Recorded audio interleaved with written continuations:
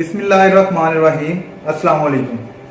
मैं हूं ताहिर फरूक और मैं आपको अपने चैनल पीपीएस पोल्ट्री पर खुशामदीद कहता हूं। आज की वीडियो में हम माइकोप्लाज्मा पर बात करेंगे।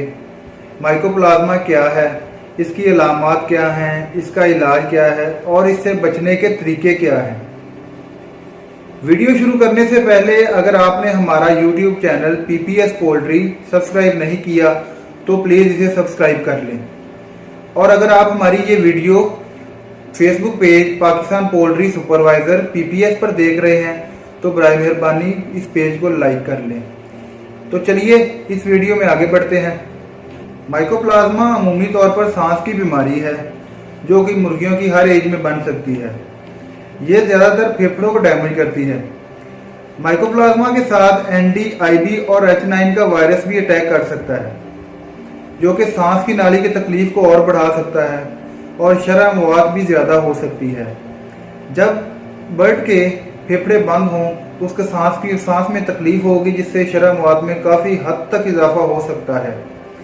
जवान फलाग के अंदर हमें सांस की नाली में रेशा, नाक से म्यूकस का बहाव, खांसी, वजन में कमी, खुराक में कमी जैसी मुश्किलात का सामना करना पड़ता है। ब्रायलर मुर्गी के अंदर ये बीमारी अमूमन 3 हफ्ते के बाद देखने को मिलती है। इसका ज़्यादा अटैक सर्दियों में होता है। गर्मियों में भी जब सावन भादों के अंदर नमी की मिकदार ज़्यादा होती है तब भी ये बीमारी अटैक करती है। इसकी खास वजह हाउस में ऑक्सीजन की पूरी मिकदार ना होना या ह्यूमिडिटी का ज़्यादा होना। बर्ड को पूरी ऑक्सीजन नहीं मिल रही होती, इसके फेफड़े बंद होना शुरू हो जाते हैं और इसके ऊपर हल्का जर्द रंग का मादा बनना शुरू हो जाता है और इसी को माइकोप्लाज्मा कहते हैं।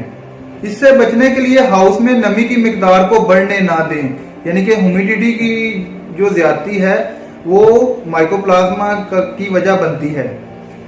और ऑक्सीजन की मिकदार को ज्यादा करें। इसके इलाज के लिए टाइलोसिन, डॉक्सीसाइक्लिन और ब्रोमैक्सिन इस्तेमाल कर सकते हैं। बीमारी ज्यादा होने की सूरत में एनरोफ्लॉक्सासिन, कोलिस्टीन और मेंटाडीन भी इस्तेमाल कर सकते हैं। आपको पता होना चाहिए कि फार्म के अंदर आबो हवा जितनी बेहतर होगी उतना ही बर्ड बीमारियों से महफूज रहेगा और जितनी ऑक्सीजन की कमी और ह्यूमिडिटी की ज्यादती होगी तो वो कई बीमारियों का सबब बन सकती है। ऑक्सीजन को बेहतर रखें, ह्यूमिडिटी को नॉर्मल रखें ताकि तमाम बीमारियों से बचा जा सके। अगर आपको ये वीडियो पसंद आए तो प्लीज़ लाइक करें, शेयर करें और कमेंट में अपनी कीमती राय का इजहार ज़रूर करें। आपकी मोहब्बतों का शुक्रिया। अल्लाह हाफिज़।